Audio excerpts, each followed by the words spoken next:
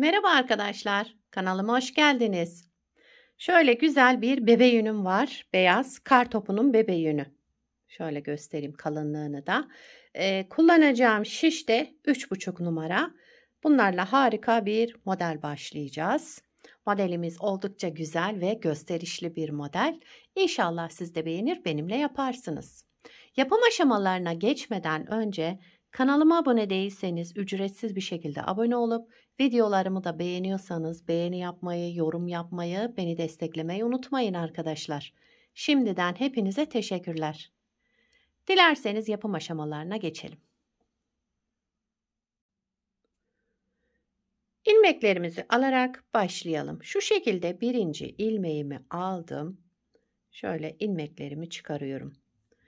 Bu model için ilmek sayısı 7 ve 7'nin katları artı 4 ilmek eklememiz gerekiyor. Şöyle hemen ayarlayalım. Yapacağınız örgüye göre bu şekilde ayarlayacaksınız. Ben şöyle küçük bir anlatım yapacağım için az bir ilmek sayısına ihtiyacım var. Hemen sayalım. 1, 2, 3, 4, 5, 6, 7. Buraya kadar bir model için.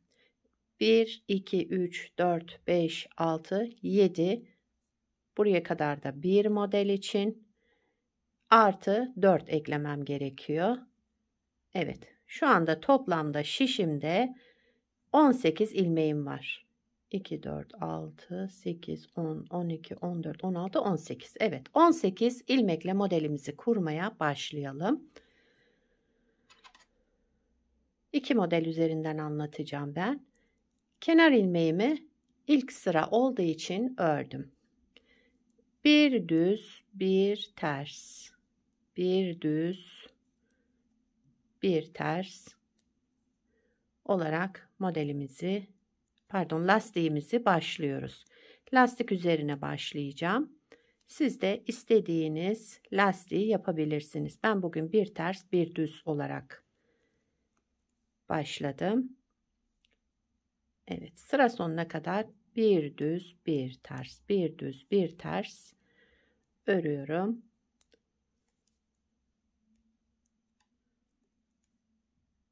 Kenar ilmeğimi de ördüm. Birinci sırayı tamamladık. İkinci sırada yine aynı işlemleri yapıyorum. Kenar ilmeğimi örmeden aldım. Düzümüzü düz, tersi ilmeği ters örüyorum. Birkaç sıra bu şekilde tamamlayacağım.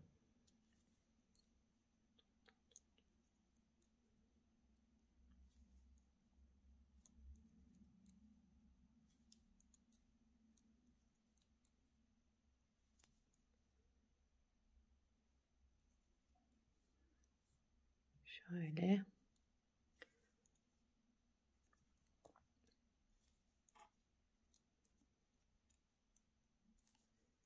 Kenar ilmeğimi de ördüm. Lastiğimizi birkaç sıra şöyle tamamlayalım. Evet, lastiğimizi tamamladık. Şimdi modelimizi kurmaya başlayabiliriz. Modelin birinci sıra ön yüzündeyiz. Kenar ilmeğimi örmeden aldım. Daha sonra bir kez şöyle doluyorum. Yani ajur yapacağız burada. Sıradaki 2 ilmeğimizi de düz örerek kesiyoruz. Önce bir artırma yaptım. Daha sonra 2 ilmeği düz örerek tek ilmeğe düşürdüm. Sıradaki 2 ilmeğimin yönünü değiştiriyorum. Bakın. Şu ikinci ilmeğimi öne alacağım. Birinciyi arkadan sol şişime aldım. İkinciyi de önden alarak tekrar şişime taktım. Bu ilmeklerimi düz örüyorum. 1, 2 ilmek düz ördüm. Şu şekilde. Sağa doğru çevirmiş oldum ilmeğimi. Sıradaki ilmeğimi de Selanik örgü yapacağım. Bir alttan batıyorum. Bir ilmek alttan battım. Bakın şişteki ilmeğimden değil, bir alttan girerek düz ördüm ve bıraktım. Şimdi sola doğru çevireceğim bu 2 ilmeğimi. Birinci ilmeğimi önden aldım. Diğer ilmeğimi arka taraftan aldım ve şişime taktım. Bunları düz olarak örüyorum. Buraya kadar bir model. Bakın. Kenar ilmeğinden sonra bir ilmek artırdım. 2 ilmeği düz örerek kestim. Şu 5 ilmeğe geldiğimde önce ikisini alarak bakın ikinci ilmeğimi sağa doğru çevirmiş oldum. İkisini düz ördüm. Daha sonra ortadaki düz ilmeğimizi Selanik örgü yapıyoruz. Alttan örüyoruz. İlmeğin içinden değil bir alttaki boşluktan. Daha sonra sıradaki iki ilmeğimi de sola doğru çevirmiş oldum. Bakın şu baştaki ilmeğimi sola çevirmiş oldum. Buraya kadar bir modelimizi tamamladık. Şimdi ikinci kez kuruyoruz. Bir doladım. Daha sonra sıradaki iki ilmeğimi ikisini bir düz örerek kestim. Şöyle. Sıradaki iki ilmeğimin yönünü değiştiriyorum. Önce sağa doğru çevireceğiz bu iki ilmeğimizi ve düz örelim. Önden sağa doğru çevirdim. Bunu Selanik olarak öreceğiz. Bir alttaki boşluktan, ilmeğin içinden değil, bir alttaki boşluktan örüyoruz. Bir ilmek düz ördüm. Sıradaki iki ilmeğimi şimdi sola doğru çeviriyorum. Ve bunları düz olarak örüyorum. Kaldı iki ilmek. Önce bir kez artırdım, dolama yaptım. Daha sonra iki ilmeğimi düz örerek kestim.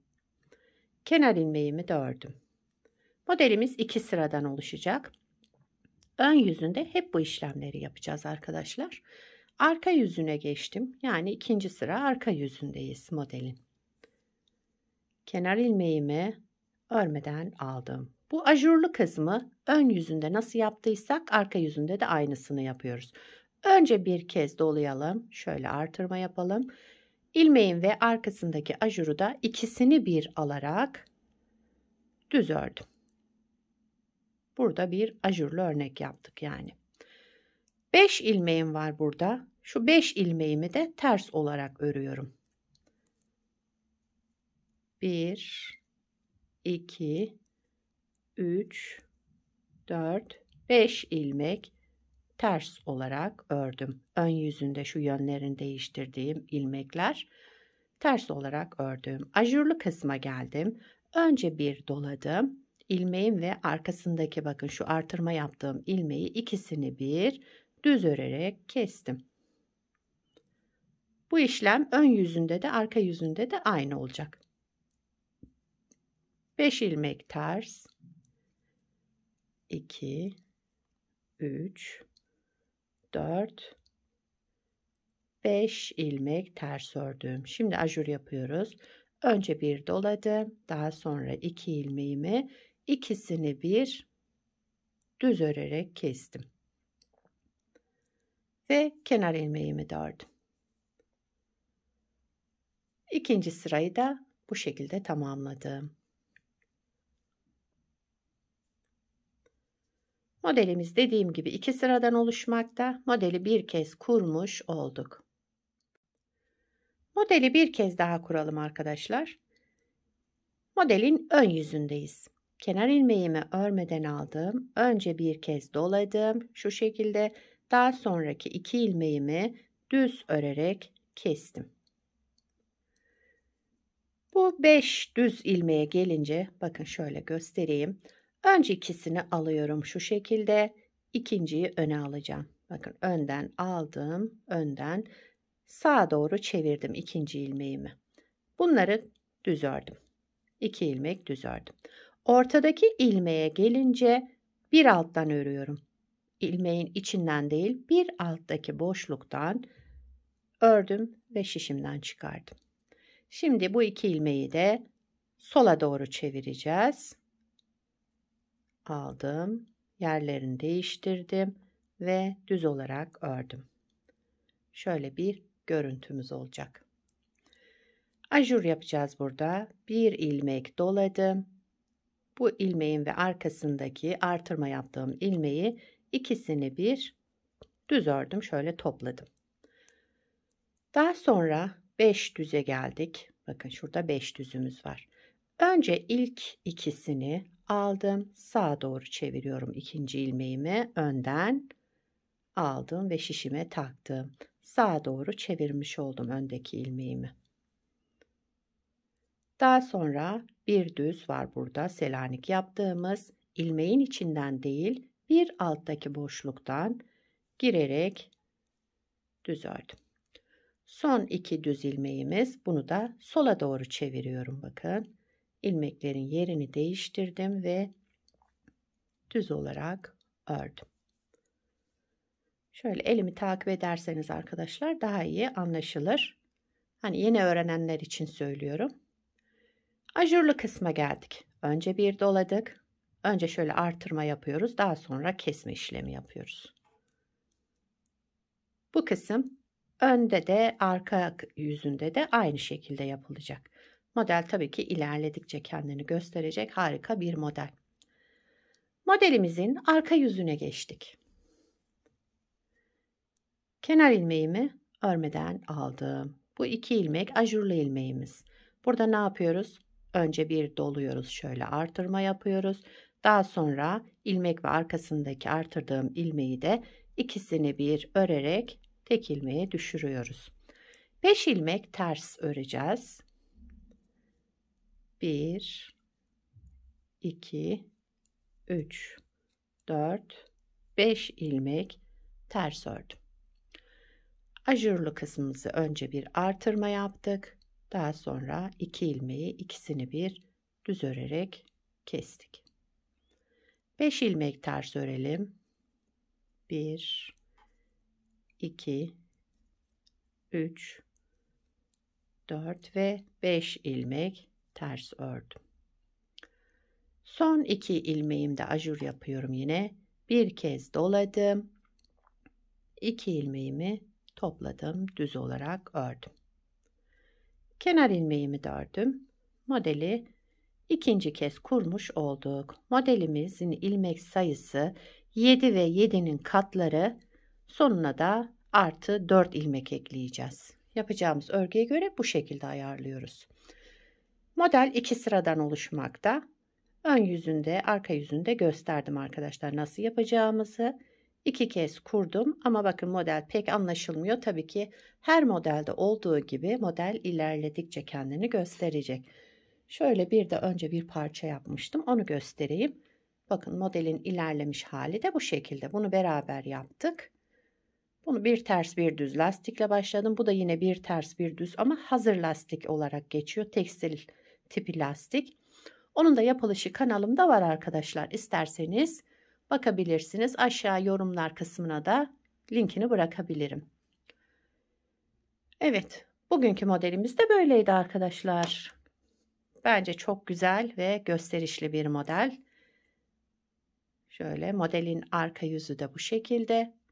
Bakın arka yüzü de gayet güzel. Temiz bir görüntüsü var. Kenar ilmeklerimiz şöyle çıkıyor. Modelin yakadan başlama görüntüsü de böyle olur. Yakadan başlama örgülerinizde kullanırsanız. Gördüğünüz gibi harika bir model bence.